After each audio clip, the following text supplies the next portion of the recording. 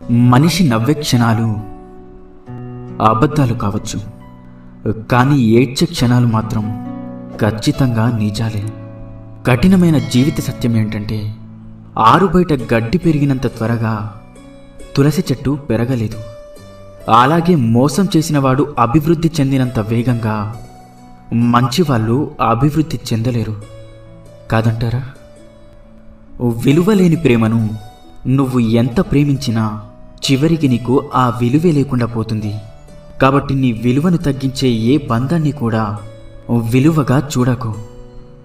జీవితంలో సంతోషంగా ఉండాలి అంటే కావలసింది ఆస్తులు అంతస్తులు కాదు.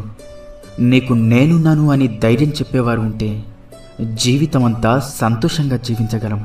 ఈ రోజుల్లో బంధం అనేది తామరాకు మీద నీటి బిందువు లాంటిది. అది ఎప్పుడు జారిపోతుందో ఎవరికీ తెలియదు.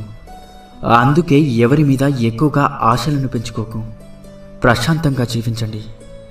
ఒక్కరోజు దాటితేనే విరిగిపోయే పాలల్లో ఎన్నాళ్ళైనా పాడవని నెయ్యి దాగి ఉంటుంది. వ్యక్తిలో లోపాలను చూడడం మానేసి ఆ లోపాల వెనుక అద్భుత గుణాలను గుర్తించగలిగితే మనం కూడా ఒక అద్భుతమే అవుతాం. నమ్మితే ప్రాణం ఇస్తామంటారు. ప్రాణం ఇవ్వాల్సిన అవసరం లేదు. ప్రాణమున్నంత వరకు నమ్మక ద్రోహం చేయకుండా ఉంటే చాలు కాదంటారా? మన దగ్గర ఎంత డబ్బైనా ఉండవచ్చు, కానీ అవతల వారిని చులకనగా చూసే జబ్బు మాత్రం ఉండకూడదు. ఆత్మాభిమానం ఉన్నవాళ్ళు తమకు అవమానం జరిగితే అప్పుడు ఏమీ చేయలేకపోయినా జీవితంలో మాత్రం ఎప్పుడూ మర్చిపోరు. ప్రతి ఒక్కరికి తమ తమ భావోద్వేగాలుంటాయి. ఎవరిని నొప్పించకుండా మాట్లాడటం నేర్చుకోండి. కోపంలో వచ్చిన మాటను పట్టించుకుంటే మనసు విరిగిపోతుంది. అదే కోపం వెనుక ఉన్న బాధను అర్థం చేసుకుంటే ఆ బంధం నిలబడుతుంది. అలా ఉండగలగడానికి మనకు కావలసిన ఆయుధాలు 2: నవ్వు, అలాగే మౌనం. చిరునవ్వుతో చాలా సమస్యలు పరిష్కరించుకోవచ్చు, అలాగే మౌనంతో చాలా సమస్యలు రాకుండా చూసుకోవచ్చు. గుర్తుంచుకోండి, జీవితం అంటే ఇంతేనా అని ఇప్పుడు అనిపించవచ్చు, కానీ ఒక వయసు వచ్చాకే అర్థమవుతుంది. నువ్వు మోస్తున్న బాధ్యత, నిన్ను నమ్ముకున్న మనుషులు, నిన్ను పరిగెత్తేలా చేసే ఏదో ఒక అవసరం. మనిషికి వయసు పెరిగే కొద్దీ అనుభవం పెరగాలి, ఆలోచన విధానం మారాలి, ప్రవర్తనలో మంచి చెడు తెలుసుకోగలగాలి. అప్పుడే మనిషికి విలువైన గౌరవం, సమాజంలో మంచి వ్యక్తిగా గుర్తింపు లభిస్తుంది. ఈ ఒక్క విషయాన్ని జీవితంలో ఎప్పుడూ మర్చిపోకండి. నువ్వు ఎంత విసిగిస్తున్నా ఓపికతో ఉండే హృదయం విసిగిపోతే వాళ్ళు తీసుకునే నిర్ణయాలు చాలా కఠినంగా ఉంటాయి. అర్థమైందనుకుంటా. పరాయి వాళ్ళు ఒక మాట అంటేనే వాళ్ళని చూసినప్పుడల్లా ఆ మాట గుర్తొస్తూ ఉంటుంది. ఇక సొంత వాళ్ళు అంటే ఆ మాట జీవితాంతం గుర్తుండిపోతుంది. కడుపు నిండిన వాడికి పెట్టిన అన్నం, సముద్రంలో కురిసిన వర్షం, ధనవంతునికి ఇచ్చిన బహుమానం, పగలు వెలుగుతున్న దీపం, బంధనాలు లేని బంధం, అసమర్థులతో వ్యాపారం, హద్దులు లేని స్నేహం, నిజాయితీ లేని ప్రేమ, ఇవన్నీ బూడిదలో పోసిన పన్నీరు లాంటివి. అంతా వ్యర్థమే. సంపాదిస్తున్నంతకాలం మనం అందరికీ ఆత్మీయులమే. ఒక్కసారి సంపాదించడం ఆగిపోతే సొంత ఇంట్లో కూడా పరాయి వాళ్ళమైపోతాం. బంధం తెగిపోతుందని తెలిసినా సరే నిజమే చెప్పండి. అబద్ధాలు చెప్పి నమ్మకం మాత్రం పోగొట్టుకోకండి. ఎందుకంటే తెగిన బంధం ఎప్పుడైనా తిరిగి కలవవచ్చు, కానీ పోయిన నమ్మకం మాత్రం ఎప్పటికీ తిరిగి రాదు.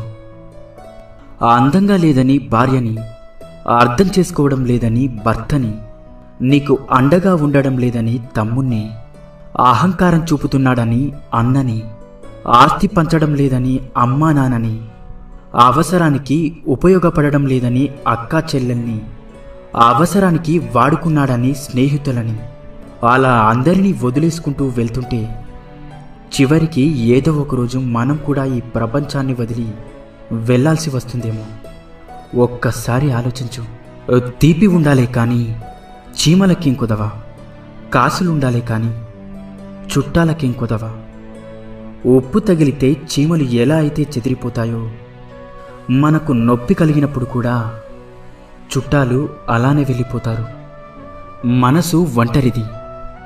ఎన్ని బంధాలతో పెనవేసుకున్నా తనలాంటి మనసు కోసం నిరంతరం ఆరాటపడుతూ ఉంటుంది. ఒక్కసారి నీ మనసుని అడిగి చూడు, నిజమో కాదో చెప్తుంది. అసూయతో బ్రతికే వారికి సరైన నిద్ర ఉండదు. అహంకారంతో బ్రతికే వారికి సరైన మిత్రులుండరు. ఇక అనుమానంతో బ్రతికే వారికి సరైన జీవితమే ఉండదు. ఇకపై అబద్ధమే చెప్పకూడదు అని నిర్ణయం తీసుకున్నప్పుడే ఎవరో ఒకరు వచ్చి బాగున్నావా అని అడుగుతారు. కూరల్లో మజ్జిగల్లో చేరి వాటికి రుచిని అందించే ఉప్పు నీళ్ళల్లో పాలల్లో చేరితే వాటి యొక్క రుచి పోతుంది. మనం ఎంత గొప్పవారమైనా సరే ప్రతి చోట మన అవసరం అనేది ఉండదు. మన అవసరం లేని చోట తల దూచకపోవడమే వివేకవంతుని లక్షణం.